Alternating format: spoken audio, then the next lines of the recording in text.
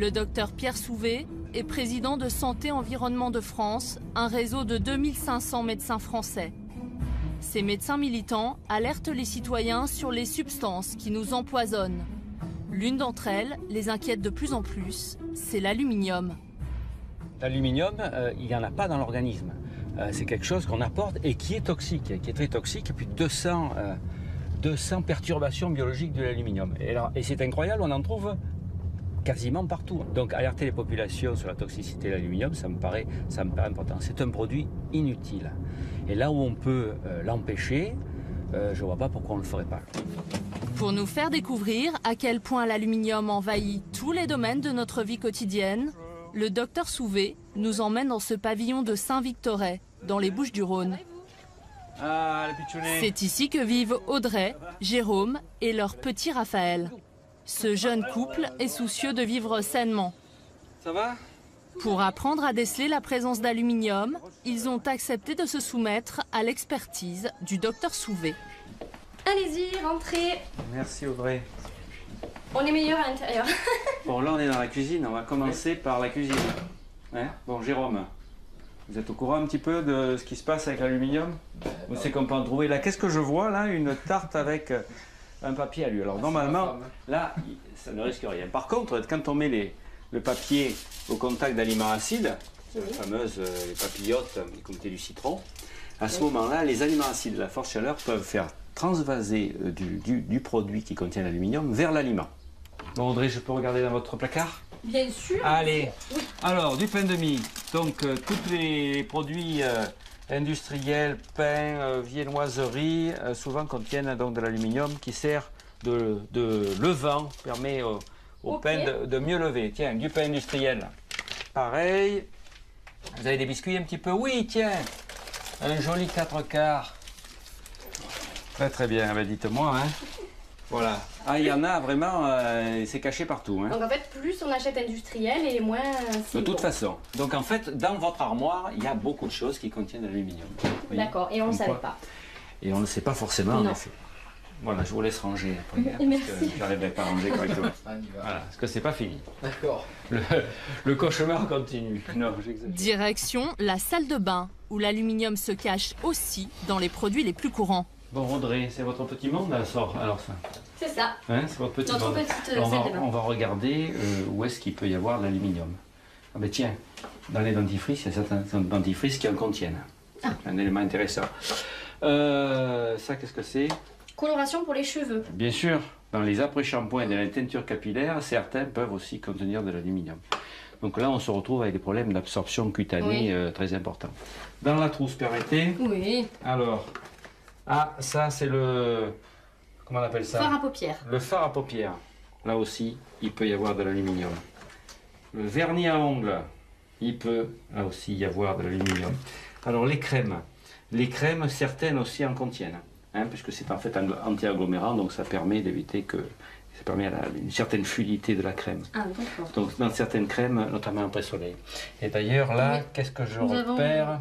Du lait, Tiens, voilà. Alors, soins solaires pour enfants. c'est pour Raphaël. Pour enfants. Et qu'est-ce que je lis?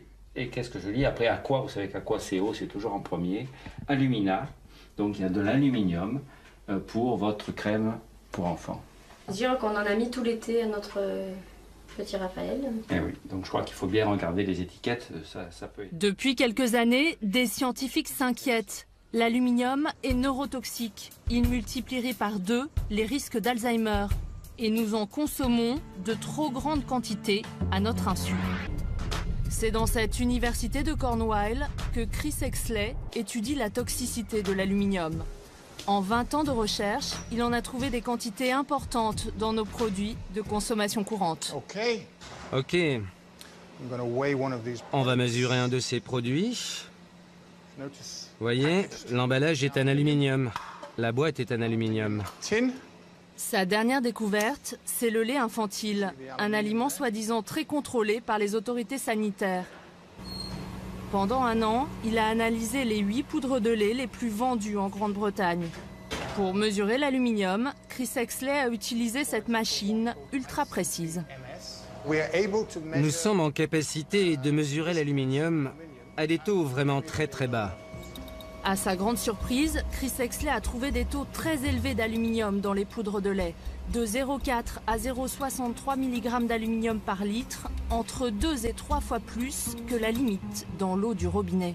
0,63 mg par litre, 0,5 et les autres sont aux alentours de 0,4.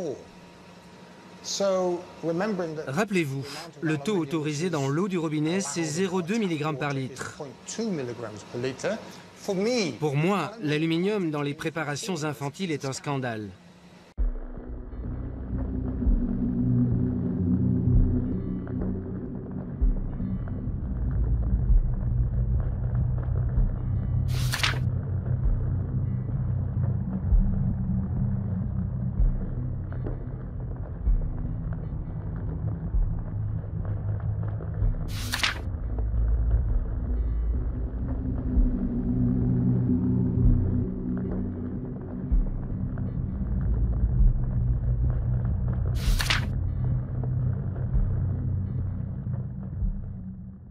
Pourquoi certains laits exposent-ils les bébés à des taux inquiétants, comme le démontre l'étude du chercheur anglais Chris Exley?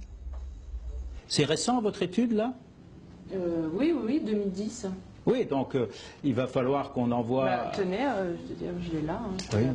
Apparemment, le directeur de la sécurité alimentaire n'a pas entendu parler de cette étude sur le lait pour bébé. Une publication dans une revue internationale. Et ce chercheur, Chris Exley, donc, s'inquiète, il s'inquiète, lui, pour lui, c'est préoccupant. Non, si c'est préoccupant, enfin, bon, il va falloir qu'on vérifie avec l'EFSA si elle a connaissance de cet article. Bon, si on n'a pas connaissance, on va lui envoyer. Bon, et si c'est inquiétant, on va prendre les mesures, ça, c'est pas un problème.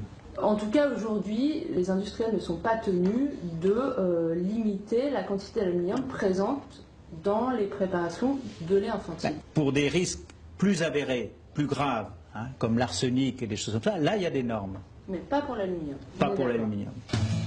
L'Europe nous conseille d'éviter la surdose. Mais les fabricants n'ont pas de limite, pas de normes. Leurs aliments peuvent contenir autant d'aluminium qu'ils le souhaitent. Pour les adultes, comme pour les enfants, impossible d'éviter les risques. À moins de se tourner vers une alternative un peu coûteuse, l'alimentation bio. Michel Reynaud est cofondateur d'Ecocer, le principal organisme qui contrôle les produits biologiques. Dans cette filière, les additifs à l'aluminium sont proscrits. On en trouve nulle part, c'est interdit, c'est-à-dire dans la liste des additifs autorisés, l'aluminium est interdit. Et pour la bonne et simple raison que les principes de l'agriculture biologique sont pour garder le caractère le plus naturel possible, le moins transformé pour les produits. À quoi ressemble une nourriture sans aluminium? Première comparaison entre une brioche bio et cette brioche industrielle. Dans la brioche conventionnelle, on a des colorants. La deuxième chose, c'est qu'on va retrouver des antioxydants et aussi l'utilisation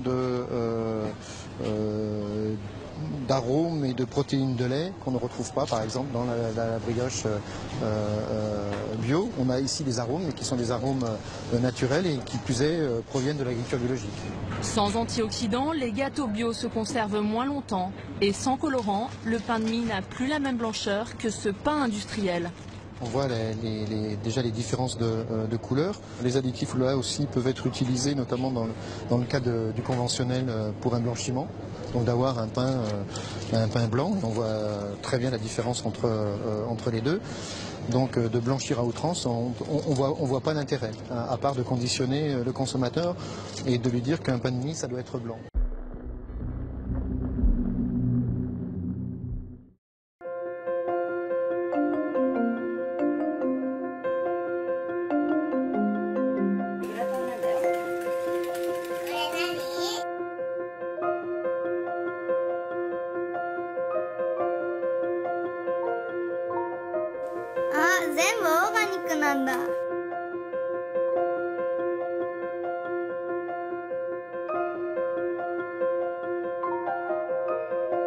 結構差が出ると、確かにちょっと残念ですよね。